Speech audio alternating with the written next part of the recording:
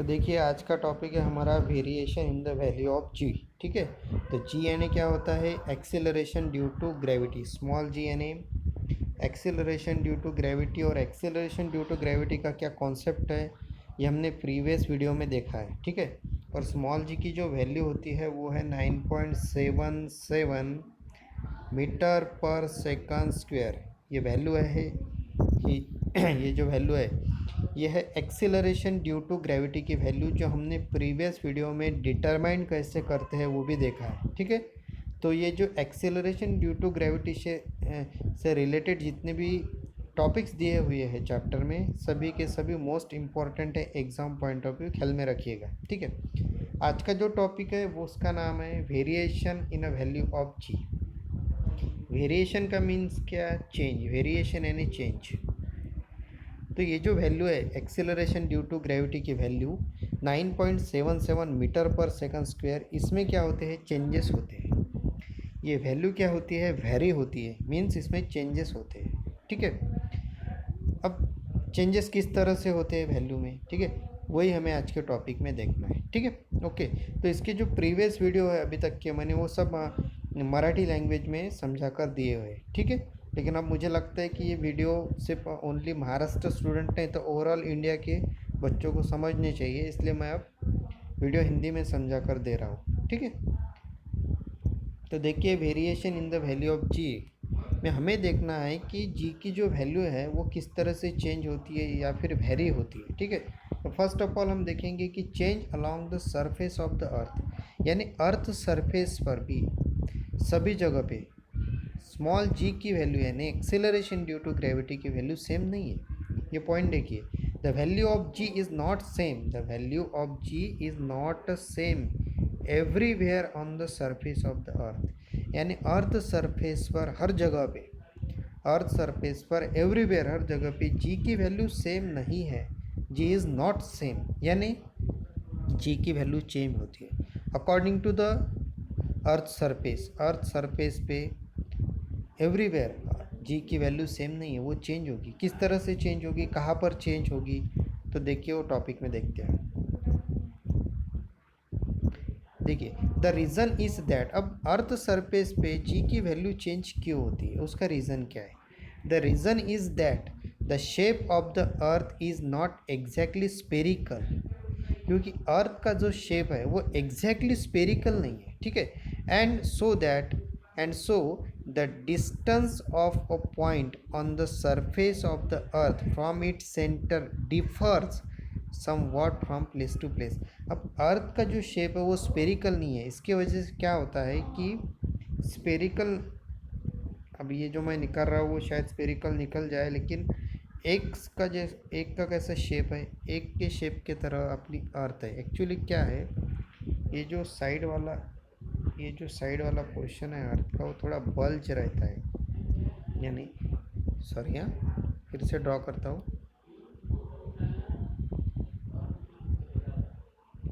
देखिए ये जो साइड का जो शेप रहता है ना, इक्वेटर का जो एरिया है, ये जो अर्थ का इक्वेटर का जो एरिया है ये थोड़ा बल्ज रहता है, बल्ज यानी फुगा हुआ रहता है। और ये जो टॉप है, यहाँ पे पोल होते हैं, नॉर्थ पोल और साउथ पोल, ये जो साइड है ना ये थोड़ी फ्लैटर होती है। ठीक है, ये फ्लैटर है ये, और ये साइड, और ये थोड़ी बल्ज है, बल्ज यानी फुगी हुई है। ठीक है, इसलिए अर्थ का जो शेप है वो स्पेरिकल नहीं है, इज़ नॉट एग्जैक्टली स्पेरिकल। इसकी वजह से क्या होता है, अगर ये सेंटर है अर्थ का, तो हर जगह का जो डिस्टेंस है फ्रॉम द सेंटर वो क्या होगा? डिफर होगा। वो क्या होगा? डिफर हो गया। इसलिए इसने बोला कि the reason is that the shape of the earth is not exactly spherical. Earth का शेप एग्जैक्टली स्पेरिकल नहीं है, इस साइड में फुगी हुई है और इस साइड में थोड़ी फ्लैटर है। ठीक है, इसकी वजह से क्या होता है कि distance of a point on the surface of the, अगर हमने ये पॉइंट कंसीडर किया, समझो ये पॉइंट कंसीडर किया, ये पॉइंट कंसीडर किया, फिर ये पॉइंट कंसीडर किया, तो इनका जो डिस्टेंस है फ्रॉम द सेंटर वो क्या है? डिफर है, यानी वो सेम नहीं है, क्योंकि अर्थ is not a spherical shape. उसके वजह से क्या होता है, ड्यू टू इट्स रोटेशन, जब अर्थ रोटेशन परफॉर्म करती है, due to its rotation the earth bulges at the equator, यानी अर्थ का जो इक्वेटर वाला पार्ट जो है, यानी ये वाला जो एरिया है ना अर्थ का, जब अर्थ रोटेट करती है तब ये बल्ज होता है, बल्ज यानी फूकता है एक तरह से, ठीक है। The bulges and the flatter at the pole, और ये जो पोल का एरिया है, नॉर्थ पोल साउथ पोल का जो एरिया है अर्थ का, यहाँ पर अर्थ फ्लैटर होती है, ठीक है। यानी जब अर्थ रोटेट करती है तो इक्वेटर वाला जो पोर्शन है, एरिया जो है वो फ्लैटर, सॉरी वो क्या होगा, बल्ज होगा, फूगेगा थोड़ा सा। और पोल वाला जो एरिया है, नॉर्थ पोल या साउथ पोल वाला जो एरिया है, ये क्या होगा, फ्लैटर होगा, ठीक है। तो उससे क्या फ़र्क पड़ता है, तो देखिए it's radius is largest at the equator, उसकी वजह से क्या होगा, अर्थ का रेडियस, ये जो एरिया, ये जब अर्थ रोटेट हो रही है तो ये जो एरिया बल्ज हो रहा है, फ्लैटर होना है ना, तो अर्थ का जो रेडियस है यहाँ से यहाँ तक का या फिर यहाँ से यहाँ तक का, ये क्या होगा, लार्जेस्ट रहेगा, क्योंकि ये फ्लैटर, ये बल्ज हो रही है, क्या हो रही है, ये बल्ज हो रही है, फूग रही है ये। जब एरिया, जब अर्थ रोटेट हो रही है तो this part is a bulges, वो फूग रहा है एक तरह से, तो सेंटर से ये जो डिस्टेंस है ये क्या होगा, ज़्यादा होगा, लार्जेस्ट होगा, ठीक है। उसकी वजह से कहा है it's radius is the largest at the equator and the smallest at the pole, और यहाँ का जो डिस्टेंस होगा पोल का, ये रेडियस सेंटर से, ये थोड़ा सा कम होगा, स्मॉल होगा, कंपेयर टू दिस ये जो डिस्टेंस होगा ये स्मॉल होगा, क्योंकि अर्थ जब रोटेट हो रही है तो ये जो एरिया है ऊपर का और नीचे का पोल वाला एरिया, ये फ्लैटर हो रहा है, ठीक है। और साइड वाला जो एरिया है यानी इक्वेटर वाला एरिया, ये बल्ज हो रहा है, इसलिए सेंटर से यहाँ का डिस्टेंस ज़्यादा रहेगा और सेंटर से इधर वाला डिस्टेंस क्या रहेगा, कम रहेगा, ठीक है। तो ऑब्वियसली जी की वैल्यू में डिफरेंस आएगा, ठीक है।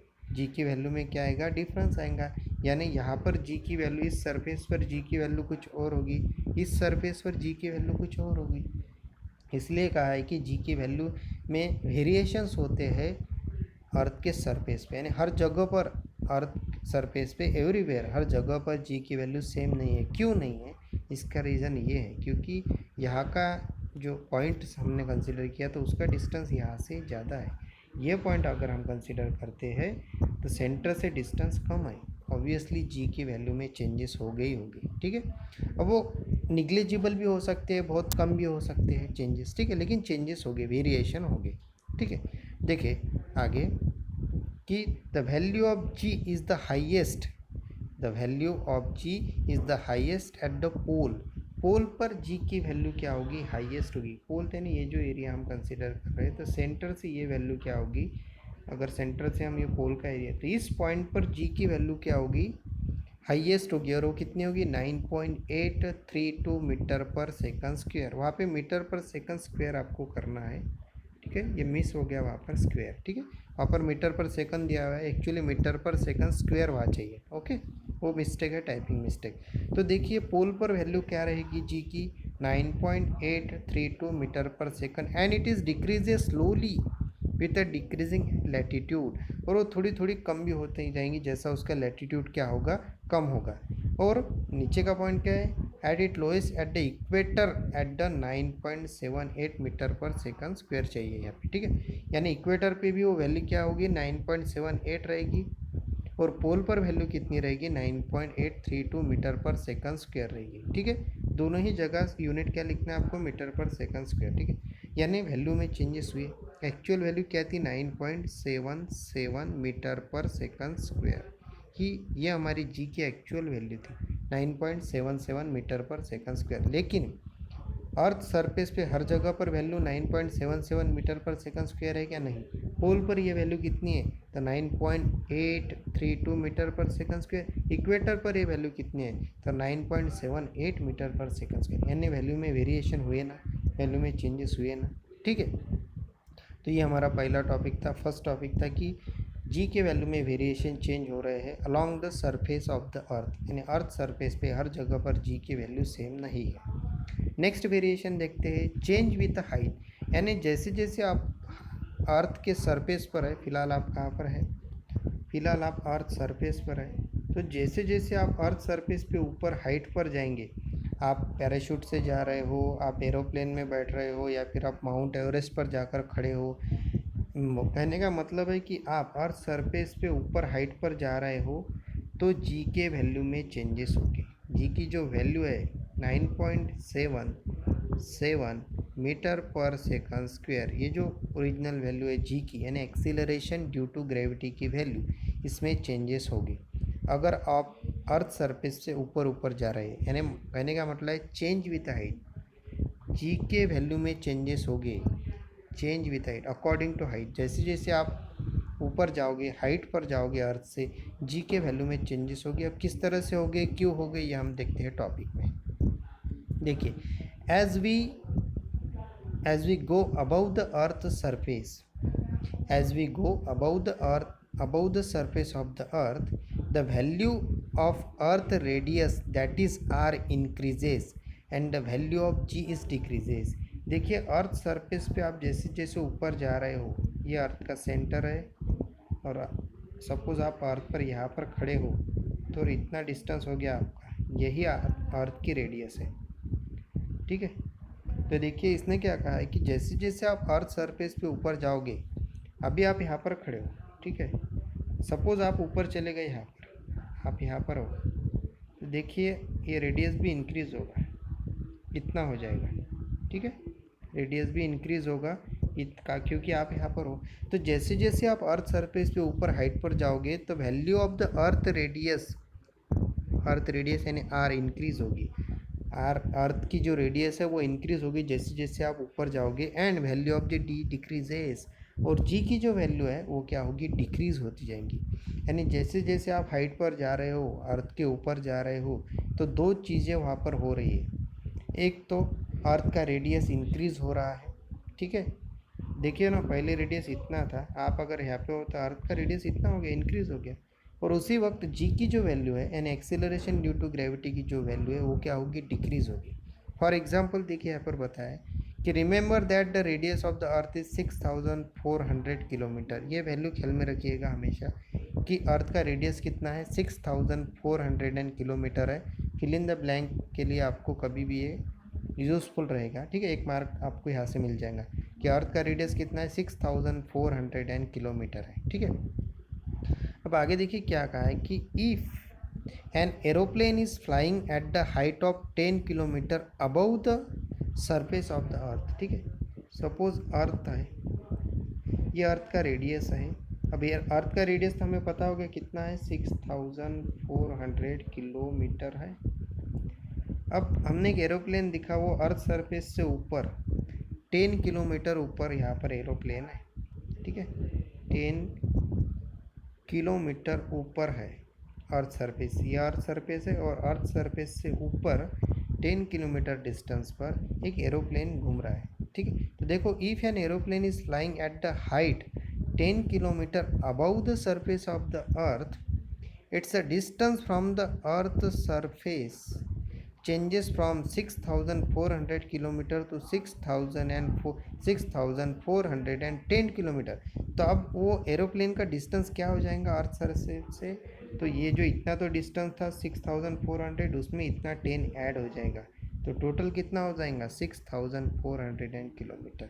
यानी रेडियस इंक्रीज हुआ ना, यानी रेडियस इंक्रीज हुआ ना अर्थ का। 6400 अर्थ का रेडियस था, अर्थ के रेडियस के ऊपर सरफेस पर 10 किलोमीटर ऊपर एरोप्लेन घूम रहा है, तो वो 10 उसमें ऐड हो जाएगा, तो 6410 किलोमीटर अर्थ का रेडियस हो गया, यानी अर्थ का रेडियस 10 किलोमीटर से इंक्रीज हो गया। ठीक है, and changes in the value of G is due to the negligible, और इस वक्त जी की वैल्यू डिक्रीज होगी, क्योंकि हमने पहले इस पॉइंट में देखा है कि जैसे जैसे आप अर्थ से ऊपर जा रहे हैं, हाइट पे जा रहे हो, तो अर्थ का रेडियस इंक्रीज होगा, लेकिन जी की वैल्यू डिक्रीज़ होगी। अब जी की वैल्यू बहुत कम डिक्रीज़ हो सकती है या निग्लेजिबल डिक्रीज़ हो सकती है, लेकिन डिक्रीज़ तो ज़रूर होगी। ठीक है, तो अब देखिए एरोप्लेन अर्थ सरफेस पर घूम रहा था ऊपर 10 किलोमीटर पे, तो अर्थ का रेडियस इंक्रीज़ हो गया 10 से 6410 किलोमीटर हो गया, तो ऑब्वियसली जी की वैल्यू डिक्रीज़ होगी। ठीक है, लेकिन यहाँ पर क्या कहा है कि जी की वैल्यू डिक्रीज़ होती है, लेकिन वो कितनी, निग्लेजिबल, यानी बहुत कम डिक्रीज़ होती है। ठीक है, नेक्स्ट पॉइंट क्या है, are an artificial satellite orbiting the earth the time large changes in the value of g. यानी जब आर्टिफिशियल सैटेलाइट की बात आएगी, सैटेलाइट देखिए अर्थ सरफेस से बहुत ही ज़्यादा हाइट पर रहते हैं। ठीक है, तो जी के वैल्यू में ज़्यादा से ज़्यादा चेंजेस आपको देखने मिलेगी। ठीक है, अब देखिए अगला जो हमारा चार्ट है, उस चार्ट में हम ये देखेंगे कि ऑब्जेक्ट जैसे जैसे अर्थ सरफेस के ऊपर हाइट पर जा रहा है, उस हिसाब से अकॉर्डिंग टू दिस जी की वैल्यू में किस तरह से चेंजेस होते हैं। ठीक है, देखिए पहले अर्थ सरफेस पर, ठीक है, अर्थ है और ये अर्थ सरफेस है, ठीक है, ये सेंटर है, रेडियस इतना है। तो देखिए सरफेस ऑफ द ऑब्जेक्ट कहाँ पर है, अर्थ सरफेस पर है। सपोज आप यहाँ पर है, अर्थ सरफेस पर है, तो हाइट कितनी है, 0 है। आप ऊपर थोड़ी गए, आप अर्थ सरफेस पर ही है ना, तो हाइट 0 है। तो इस वक्त आप एक्सेलरेशन ड्यू टू ग्रेविटी की वैल्यू कितनी होगी, 9.8 मीटर पर सेकंड स्क्वायर होगी। ठीक है, अगर ऑब्जेक्ट अर्थ सरफेस पर खड़ा है तो जी की वैल्यू कितनी है, 9.8 मीटर पर सेकंड स्क्वायर। एक्चुअली ये वैल्यू रहती है 9.77 मीटर पर सेकंड स्क्वायर। इसे राउंड फिगर में हम 9.8 मीटर पर सेकंड स्क्वायर करते हैं। ठीक है, अब देखिए हर जगह पे आपको यूनिट दिख रहा है मीटर पर सेकंड, मीटर पर सेकंड। एक्चुअली ये टाइपिंग मिस्टेक है, यूनिट है एक्सेलरेशन ड्यू टू ग्रेविटी का मीटर पर सेकंड स्क्वायर। तो आपको हर जगह पे सेकंड स्क्वायर करना होगा, ये ख्याल में रखिएगा। ठीक है, अब देखिए अर्थ सरफेस पर ऑब्जेक्ट था तो हाइट 0 है, क्योंकि अर्थ सरफेस पर ही आप खड़े हैं। तो एक्सेलरेशन ड्यू टू ग्रेविटी की वैल्यू कितनी होगी, 9.8। अब देखिए सपोज ये अर्थ है, ये अर्थ का रेडियस है। अब आप कहाँ खड़े हैं, माउंट एवरेस्ट पर खड़े हैं आप, यानी सपोज माउंट एवरेस्ट में अगर निकालो ऐसा, आप यहाँ पर है, आप यहाँ पर है। तो देखिए अर्थ रेडियस इंक्रीज नहीं हो गया क्या, इतना हो गया ना, आप रेडियस इंक्रीज, इतना रेडियस इंक्रीज हो गया, क्योंकि आप कितने हाइट पर है, 8.8 किलोमीटर पर है। आप माउंट एवरेस्ट पर है, आप यहाँ पर खड़े हुए हैं माउंट एवरेस्ट पर। ठीक है, ठीक तरह से निकलता हूँ थोड़ा ताकि समझ में आए। ये अर्थ है, ये अर्थ का रेडियस है। अब ये सपोज माउंट एवरेस्ट है और ये आप यहाँ पर है, तो आप अर्थ सरफेस पे 8.8 किलोमीटर ऊपर है अर्थ सरफेस से। तो रेडियस इंक्रीज हुआ ना, इतना अर्थ का रेडियस उसमें इतना ऐड होगा। ठीक है, अर्थ का रेडियस इंक्रीज हुआ, आप कितने हाइट पर चले गए, ऊपर 8.8 किलोमीटर पर, आप माउंट एवरेस्ट पर चले गए। तो अर्थ का रेडियस इंक्रीज हुआ तो जी की वैल्यू डिक्रीज होगी, यानी जी के वैल्यू में वेरिएशन आएंगे, लेकिन वो बहुत निग्लेजिबल होगी। और फिर से जी की वैल्यू 9.8 मीटर पर सेकंड स्क्वायर ही होगी। यानी आप माउंट एवरेस्ट पर भी चले गए तो जी के वैल्यू में निग्लेजिबल चेंजेस होगा और वो 9.8 मीटर पर सेकंड स्क्वायर ही होगी। ठीक है, अब थर्ड पॉइंट देखते हैं, फिर से अर्थ, या अर्थ का रेडियस। अब देखिए तीसरा point, maximum height reach by the man made balloon. अब आप एक बलून में बैठे हो, ठीक है, आप कहाँ पर बैठे हो, ये बलून है, आप इस बलून में बैठे हो। ठीक है, अर्थ सरफेस से ऊपर है बलून, कितनी हाइट पर है, अर्थ सरफेस से 36.6 किलोमीटर हाइट पर बलून उड़ रहा है ऊपर, आप उसमें बैठे हुए, यानी अर्थ का ये रेडियस और इतनी हाइट 36.6 इतनी अर्थ रेडियस में ऐड हो जाएंगी और अर्थ का रेडियस इंक्रीज हो जाएगा, क्योंकि आप यहाँ पर चले गए, इतने हाइट पर चले गए। अब आप टोटल रेडियस अर्थ का इंक्रीज हो चुका है।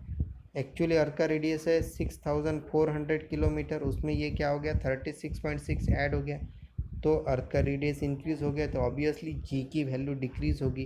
तो यहाँ पर जी के वैल्यू में आपको थोड़ा चेंजेस देखने मिलेगा, वो रहेंगे 9.77 मीटर पर सेकंड स्क्वायर, यानी निग्लेजिबल चेंजेस है फिर से। ठीक है, चलो और ऊपर चलते हैं थोड़ा सा, अर्थ सरफेस, अर्थ का रेडियस। अब जा रहे हैं अपन height of a typical weather satellite. अब वेदर सैटेलाइट देखिए ऊपर रहते हैं अर्थ के, तो वेदर सैटेलाइट है सपोज यहाँ पर, और ये कितने हाइट पर है, ये है अर्थ सरफेस से 400 किलोमीटर हाइट पर है, यानी बहुत ऊपर है। अर्थ का रेडियस इतना, उसमें 400 ऐड हो गया, अर्थ का रेडियस है 6400, उसमें 400 और ऐड हो गया, यानी अर्थ का रेडियस इंक्रीज़ हो गया, क्योंकि आपका जो वेदर सैटेलाइट वो 400 किलोमीटर ऊपर है। तो इस वक्त हाइट बढ़ गई ना, हाइट बढ़ गई तो जी की वैल्यू डिक्रीज़ होगी, कम होगी। तो देखिए जी की वैल्यू में चेंजेस देखने मिलेगा, वो होगी 8.7 मीटर पर सेकंड स्क्वायर। यानी जैसे जैसे आप ऊपर हाइट पर जाओगे वैसे वैसी जी की वैल्यू कम होती है, यानी वेरिएशन, यानी चेंजेस हमें दिख रहे हैं जी के वैल्यू में। ठीक है, अब लास्ट चेंजेस और एक हम देखेंगे कि फिर से हम अर्थ निकालते हैं, ये अर्थ का रेडियस। अब देखिए height of the communication satellite, communication satellite बहुत दूर होते हैं अर्थ से। कम्युनिकेशन सैटेलाइट है सपोज, हाइट देखो कितनी है, 35,700 किलोमीटर, इतने ज़्यादा हाइट पर है, यानी वेदर सैटेलाइट बहुत दूर है अर्थ से ऊपर। ठीक है, तो अर्थ का रेडियस बहुत ज़्यादा इंक्रीज़ हो जाएगा। ठीक है, इस वक्त जी की वैल्यू भी बहुत ज़्यादा डिक्रीज़ होगी, तो देखिए बहुत ज़्यादा वेरिएशन आपको देखने मिलेगा जी की वैल्यू में, 0.225 मीटर पर सेकंड स्क्वायर, ठीक है। यानी जी के वैल्यू में ज़्यादा वेरिएशन देखने मिलेगा, ज़्यादा चेंजेस दिखेंगे जैसे जैसे आप अर्थ सरफेस से ज़्यादा हाइट पर जाओगे। और वेदर सैटेलाइट अर्थ सरफेस से बहुत ज़्यादा हाइट पर होता है, 35,700 किलोमीटर हाइट पर रहता है वो, इसलिए जी के वैल्यू में आपको ज़्यादा चेंजेस देखने मिले। हमारा टॉपिक ही तो था variation in the value of g, लेकिन विथ द हाइट के अकॉर्डिंग टू हाइट, जैसे जैसा ऑब्जेक्ट अर्थ के ऊपर जाएगा जी के वैल्यू में किस तरह से चेंजेस होंगे वो हम देख रहे हैं, ठीक है। अब देखिए तीसरा point, change with the depth, यानी अकॉर्डिंग टू डेप्थ। अगर आप अर्थ सरफेस के अंदर जा रहे हो, ठीक है, ये अर्थ है, हम अर्थ सरफेस पर है, ये सेंटर है, और जैसे जैसे आप अर्थ के डेप्थ में जाओगे, नीचे जाओगे, तो भी जी के वैल्यू में चेंजेस होता है, तो भी जी के वैल्यू में क्या होते हैं, चेंजेस होते हैं अगर आप डेप्थ में जाओगे तो, ठीक है। तो समझ लेते हैं कि ये चेंजेस कैसे होंगे। देखिए पहले, the value of G also changes if you go inside the earth, अगर आप अर्थ के अंदर जा रहे हैं, इनसाइड जा रहे हैं, तो भी जी के वैल्यू में क्या होगी, चेंजेस होगी, ठीक है। The value of earth radius R decreases and one would think that the value of G should increase. अब देखिए कॉमन सेंस है कि अगर आपको लगेगा कि मैं ये अर्थ का सेंटर है और अर्थ ग्रेविटेशनल फोर्स अप्लाई करती है और किसी भी ऑब्जेक्ट को अपने सेंटर की तरफ क्या करती है, अट्रैक्ट करती है, ये आपको पता है। अगर अब आपका दिमाग क्या कहेगा कि अगर मैं अर्थ के नीचे जा रहा हूँ, सपोज मैं यहाँ पर आ गया हूँ, तो अर्थ मुझे बहुत जल्दी खींच लेगी, क्योंकि मैं अर्थ के सेंटर के पास से जा रहा हूँ ना, तो अर्थ मुझे बहुत जल्दी से अपने तरफ अट्रैक्ट कर लेंगी, यानी अर्थ यानी मेरा कॉमन सेंस क्या कहेगा कि जी की वैल्यू इंक्रीज़ होगी, क्योंकि अर्थ के सेंटर के पास मैं जा रहा हूँ ना, तो उतने ही स्पीड से अर्थ मुझे खींचेगी फास्ट में, यानी जी की वैल्यू इंक्रीज़ ही होनी चाहिए, जी की वैल्यू ज़्यादा होनी चाहिए, क्योंकि अर्थ के सेंटर के पास मैं जा रहा हूँ, तो अर्थ ने मुझे ज़्यादा से ज़्यादा ज़ोर से खींचना चाहिए अपनी तरफ, अट्रैक्ट करना चाहिए, इसका मतलब जी की वैल्यू इंक्रीज़ होनी चाहिए, ठीक है। ऐसा मेरा कॉमन सेंस कहता है। लेकिन उसी टाइम पे आप ख्याल रखो कि आप जैसे अर्थ के नीचे आ गए, अर्थ का रेडियस कम हो गया, अगर आप यहाँ पर आ गए तो अर्थ का रेडियस इतना ही है, पहले तो अर्थ का रेडियस इतना था, आप जब सरफेस से थे तो अर्थ का रेडियस इतना था, लेकिन आप जब अंदर यहाँ पर आ गए तो अर्थ का रेडियस इतना हो गया, ठीक है। यानी जैसे जैसे आप नीचे जा रहे हैं रेडियस कम हो रहा है, और आपका माइंड क्या कह रहा है कि मैं अगर अर्थ के सेंटर के पास जा रहा हूँ तो अर्थ उतने ही ज़ोरों से मुझे खींचेगी, यानी जी की वैल्यू इंक्रीज़ ही होनी चाहिए, ये मेरा कॉमन सेंस कहता है, ठीक है। ऐसा सभी को लगेगा कि सेंटर के पास मैं अगर जा रहा हूँ, अगर मैं यहाँ तक पर आ गया हूँ तो अर्थ मुझे बहुत ज़ोरों से खींच लेगी, ठीक है, यानी जी की वैल्यू इंक्रीज़ ही होनी चाहिए, क्योंकि रेडियस अब इतना ही है, मैं अर्थ के सेंटर के पास चला गया तो अर्थ मुझे ज़ोरों से खींचेंगी, ये सेंटर है, और जी की वैल्यू इंक्रीज ही होनी चाहिए, ठीक है।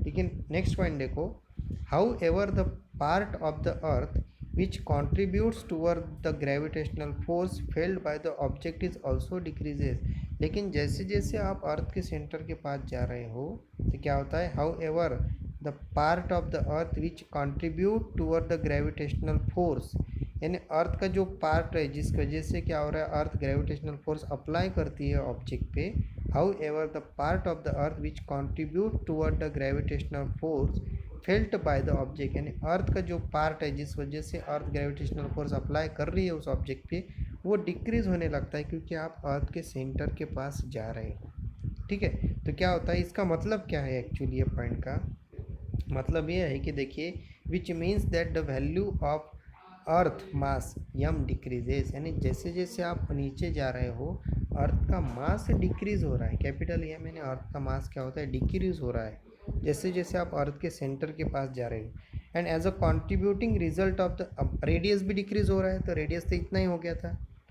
रेडियस भी डिक्रीज़ हो रहा है, मास भी डिक्रीज़ हो रहा है अर्थ का, जैसे जैसे आप अर्थ के सेंटर के पास जा रहे हो, ठीक है। तो क्या होता है, as a combined result of change in the R and M, इसका कंबाइंड रिजल्ट क्या होता है कि दोनों भी कम हो रहा है, डिक्रीज़ हो रहा है, मास अर्थ का और radius, as a combined result of change in R and M the value of G decreases, इसका रिजल्ट ये होता है कि जी की वैल्यू इंक्रीज़ नहीं होती है, जी की वैल्यू डिक्रीज़ होती है as we go deep inside the earth, यानी अर्थ के सेंटर के पास, अर्थ में जैसे जैसे हम डीपली जाएंगे तो जी की वैल्यू इंक्रीज़ नहीं होगी, जी की वैल्यू क्या होगी, डिक्रीज़ होगी। तो ये थोड़ा सा ख्याल में रखिएगा। यहाँ पर थोड़ा इंटरेस्टिंग हमें रिजल्ट मिला कि आप अर्थ सेंटर पे जाओगे, जैसे जैसे आप नीचे जाओगे तो अर्थ की जो एक्सीलरेशन ड्यू टू ग्रेविटी की जो वैल्यू है जी, वो इंक्रीज़ नहीं होने वाली है, वो डिक्रीज़ होने वाली है। ओके, है ख्याल में आपके? तो देखिए हमने ये तीन क्या देखे, वेरिएशन देखे। Variation in the value of g, तो अर्थ सरफेस पे क्या वेरिएशन होती है along the surface of the earth, according to height क्या चेंजेस होते हैं, ठीक है। उसके बाद में हमने देखा कि change with the depth, according to depth किस तरह से चेंज होता है, ठीक है। अब हम अगले टॉपिक पर आ जाते हैं। हमारा अगला टॉपिक है मास एंड वेट, ठीक है। तो ये भी कभी कभी 4 मार्क के लिए आ जाता है, ठीक है। बेसिक टॉपिक है एक्चुअली ये, ठीक है। 8th 7th में ही होता है, फिर भी यहाँ पर आ गए तो इसलिए हम मास देखेंगे क्या है। देखिए मास का कॉन्सेप्ट क्या है समझिए, मास यानी क्या होता है। तो मैं आपको पहले समझा देता हूँ मास यानी एक्चुअली क्या है, ठीक है। देखिए सपोज एक टेबल है, ये सपोज ये टेबल है, ओके। शायद डायग्राम ठीक तरह से नहीं निकला, डायग्राम नहीं आती है मुझे।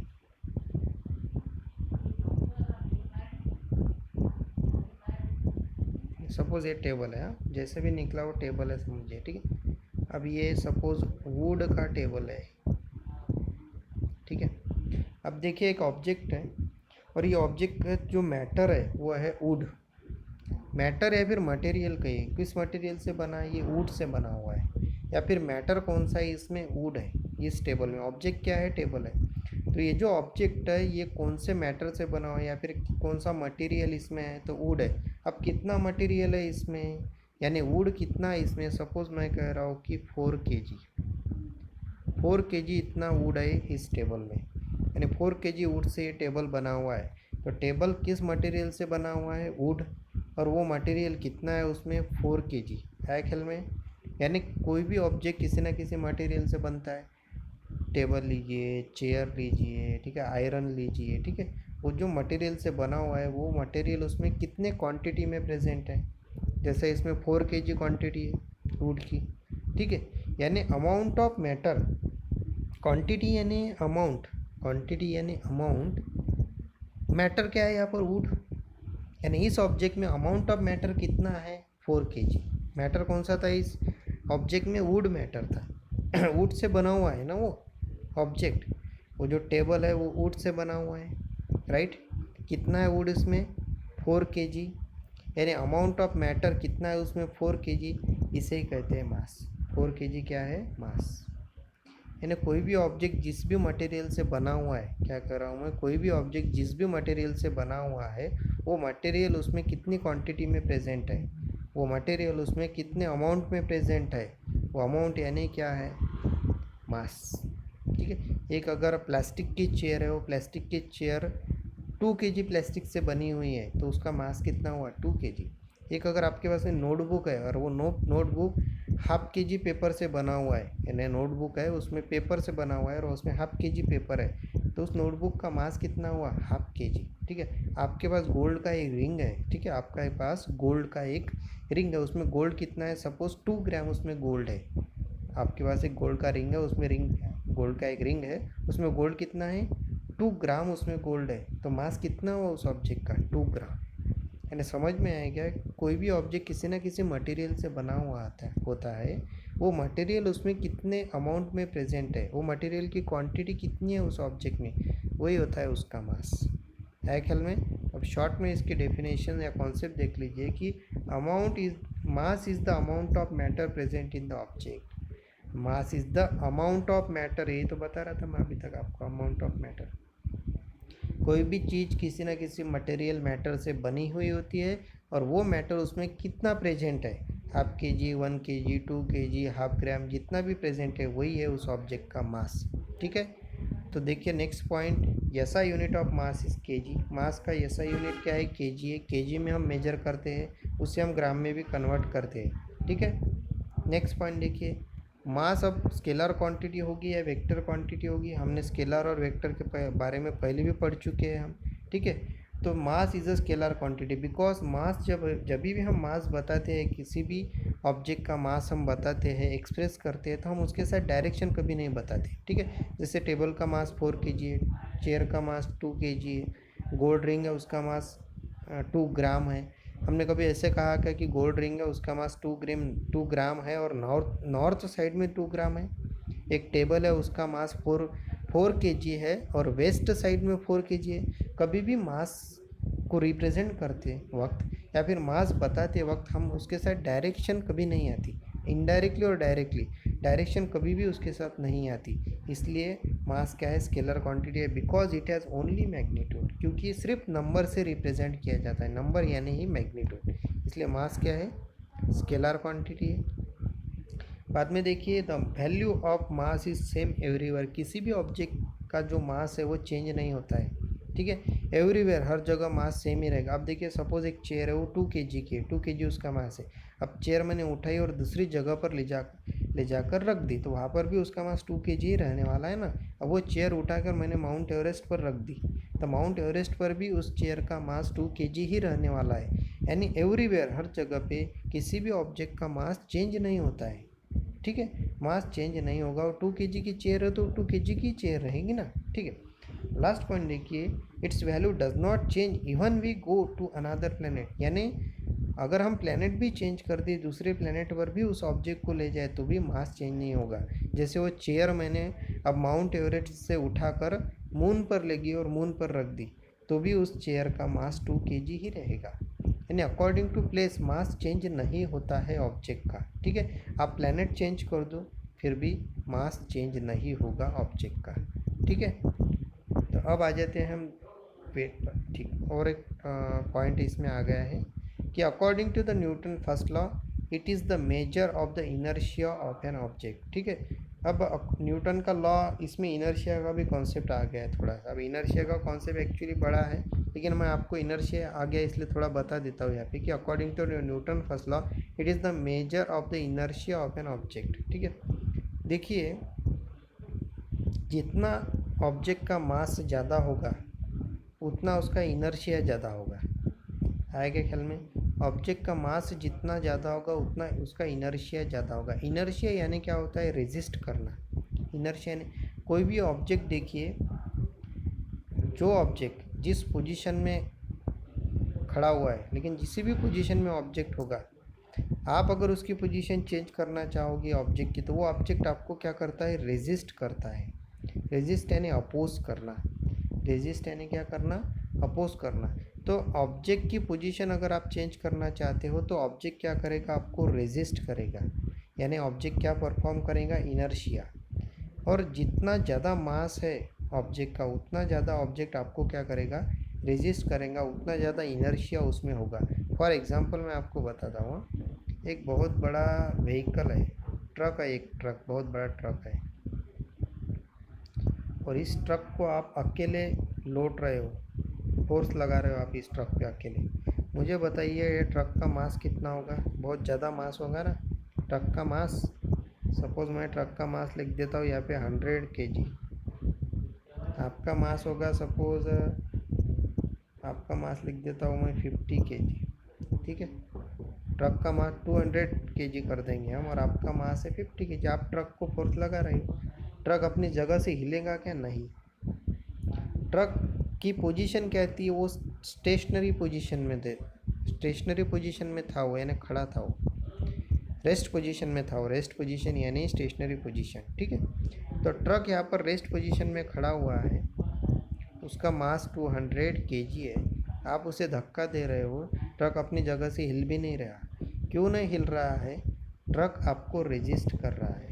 ट्रक क्या कर रहा है, आपको रेजिस्ट कर रहा है, यानी आपको अपोज कर रहा है। उससे अपनी स्टेट चेंज नहीं करनी है। ट्रक कौन सी स्टेट में है, रेस्ट पोजीशन में है, वो रुका हुआ है, ठीक है। आप उसे धक्का दे रहे हो, लेकिन ऑब्जेक्ट अगर रेस्ट पोजीशन में है तो वो रेस्ट पोजीशन में ही रहता है, न्यूटन का फर्स्ट लॉ, ठीक है। वो आपको अपोज करेगा क्योंकि उसका मास ज़्यादा है। जितना ज़्यादा मास ऑब्जेक्ट का उतना ज़्यादा ऑब्जेक्ट आपको क्या करेगा, रेजिस्ट करेगा, ठीक है। इसे ही इनर्शिया कहते हैं, ठीक है। ऑब्जेक्ट का रेजिस्ट करना यानी इनर्शिया परफॉर्म करना। जितना ज़्यादा मास उतना ज़्यादा ऑब्जेक्ट क्या करेगा, आपको रेजिस्ट करेगा, अपोज करेगा, उतना ज़्यादा उसमें क्या होगा, इनर्शिया होगा। यानी इनर्शिया मास पर डिपेंड रहता है ऑब्जेक्ट के। आया ख्याल में? तो इनर्शिया कहाँ से आया, यहाँ पर मास आया ना, इसलिए इनर्शिया। जितना ज़्यादा मास उतना ज़्यादा इनर्शिया, उतना वो ऑब्जेक्ट क्या करेगा, आपको रेजिस्ट करेगा वो ऑब्जेक्ट अपनी स्टेट चेंज नहीं करेगा। आया ख्याल में? तो इनर्शिया के बारे में मैंने थोड़ा सा शॉर्ट में ही बताया है आपको, ठीक है। देखिए, height higher the mass that higher the inertia, यानी जितना ज़्यादा मास उतना ज़्यादा इनर्शिया होगा ऑब्जेक्ट का, और उतना वो ऑब्जेक्ट आपको अपोज करता है, रेजिस्ट करता है, ठीक है। अब देखिए वेट पर आ जाते हैं। वेट यानी क्या, वेट ही किससे कहते हैं, देखिए the weight of an object, the weight of an object is defined as the force with which the earth attract the object. यानी अर्थ किसी भी ऑब्जेक्ट को जिस फोर्स से अट्रैक्ट कर रही है, अर्थ किसी भी ऑब्जेक्ट को जिस फोर्स से अट्रैक्ट कर रही है, force with which the earth attract the object, जितने फोर्स से अर्थ ऑब्जेक्ट को अट्रैक्ट कर रही है, वो फोर्स यानी क्या होता है, वेट। है ख्याल में कि force with which the earth attract the object, earth किसी भी ऑब्जेक्ट को अपने तरफ अट्रैक्ट कर रही है तो अर्थ उस पर फोर्स लगाती है ना। तो जितने फोर्स से अर्थ किसी ऑब्जेक्ट को अपने तरफ अट्रैक्ट कर रही है, उतना फोर्स यानी वेट उस ऑब्जेक्ट का, उतना फोर्स यानी वेट उस ऑब्जेक्ट का। देखिए यहाँ पर एक वेट का फॉर्मूला भी है। वेट यानी क्या, वेट यानी वहाँ पर दिखा हुआ है W यानी F। वेट यानी एक तरह से फोर्स है जो अर्थ किसी भी ऑब्जेक्ट पर लगा रही है, एक्सर्ट कर रही है, ठीक है। तो वेट यानी अर्थ, जो अर्थ क्या कर रही है, फोर्स लगा रही है किसी भी ऑब्जेक्ट को और अपनी तरफ खींच रही है, ठीक है। इसका एक फार्मूला है m इंटू जी। जी यानी नीचे से जो फोर्स अर्थ लगा रही है वो, m यानी उस ऑब्जेक्ट का मास। तो उस ऑब्जेक्ट का मास और अर्थ जो फोर्स नीचे से अप्लाई कर रही है, उन दोनों का मल्टीप्लिकेशन कीजिए, आपको क्या मिलेगा, वेट मिलेगा। है ख्याल में? तो वेट यानी स्मॉल जी की वैल्यू और मास, उस ऑब्जेक्ट का मास, ये दोनों का वैल्यू मल्टीप्लाई कीजिए, आपको क्या मिल जाएगा, वेट मिल जाएगा, ठीक है। कहते वक्त कैसा कहते हैं कि अर्थ जो भी फोर्स अप्लाई कर रही है उस ऑब्जेक्ट पर, उतना फोर्स यानी क्या होता है, वेट होता है। और वेट का ऐसा यूनिट क्या है, न्यूटन है, ख्याल में रखिएगा। वेट का ऐसा यूनिट क्या है, न्यूटन है। Next, weight is a vector quantity. क्यों वेट वेक्टर क्वांटिटी है, क्योंकि अर्थ किसी भी ऑब्जेक्ट पर फोर्स लगा रही है और उसी फोर्स को हम क्या कहते हैं, वेट। लेकिन earth force always downward direction में लगाती है ना। अर्थ फोर्स किस डायरेक्शन में लगाती है, ऑलवेज डाउनवर्ड डायरेक्शन। यहाँ तक डायरेक्शन आ गई ना, इसलिए वेट वेक्टर क्वांटिटी है, ठीक है। बिकॉज मैग्नीट्यूड भी है और एज वेल एज डायरेक्शन भी वहाँ पर हम आ रही है, इसलिए वेट क्या हो गया, वेक्टर क्वांटिटी। देखिए बाद में, weight is not same everywhere, it change place to place. हर जगह वेट सेम नहीं होता है ऑब्जेक्ट का, ठीक है। एक पर्सन का वेट अगर 50 एक पर्सन का अगर वेट का यूनिट क्या है, न्यूटन है। एक पर्सन का अगर वेट 100 न्यूटन सपोज अर्थ पर है, 100 न्यूटन अगर अर्थ पर है, तो वही पर्सन का वेट मून पर 80 न्यूटन हो सकता है, क्योंकि अर्थ पर ग्रेविटेशनल फोर्स कुछ और होगा, मून पर ग्रेविटेशनल फोर्स कुछ और होगा, ठीक है। अगर अर्थ पर ग्रेविटेशनल फोर्स ज़्यादा है तो उस ऑब्जेक्ट का वेट अर्थ पर 100 न्यूटन होगा, और ग्रेविटेशनल फोर्स अगर मून पर ग्रेविटेशनल फोर्स अगर मून पर कम रहा तो वही ऑब्जेक्ट का वेट मून पर कितना रहेगा, 80 न्यूटन रहेगा। यानी according to place weight change होता है, क्योंकि वो ग्रेविटेशनल फोर्स पर डिपेंड है एक तरह से, ठीक है। देयरफॉर नीचे देखिए वेट का एक फार्मूला दिया है जो मैंने ऑलरेडी आपको समझा दिया है, ठीक है। तो इस तरह से वेट और मास के बारे में हमने उसका कॉन्सेप्ट देखा, थ्योरेटिकल पॉइंट भी देखे हमने, कॉन्सेप्ट भी समझ में आया होगा, और पॉइंट भी, जो पॉइंट आप एग्ज़ाम में लिख कर अच्छा स्कोर कर सकते हो, ठीक है। तो दोनों भी चीज़ें आपकी यहाँ पर हो रही है, कॉन्सेप्ट भी क्लियर हो रहा है, आपको नोट्स भी मिल रही है, और नोट्स के पॉइंट जो आपको एग्ज़ाम में लिखना है, जिससे आपका स्कोर हो जाएगा, ठीक है। तो टॉपिक समझिए, वीडियो को नहीं समझ में आ रहा है, वीडियो एक बार दो बार और देखिए, आपको कॉन्सेप्ट दिमाग में चला जाएगा। उस कॉन्सेप्ट दिमाग में जाने के बाद में उस टॉपिक को 2 या 3 बार लिख कर देखिए, प्रैक्टिस कीजिए लिखने की, ठीक है। और इस तरह से आपका टॉपिक क्या हो जाएगा, परफेक्ट हो जाएगा, ठीक है। तो अगला टॉपिक अगले वीडियो में। Thank you. वीडियो अगर पसंद आ रहा है तो लाइक कीजिए, फ्रेंड सर्कल में शेयर कीजिए, चैनल को सब्सक्राइब कीजिए। Okay, thank you.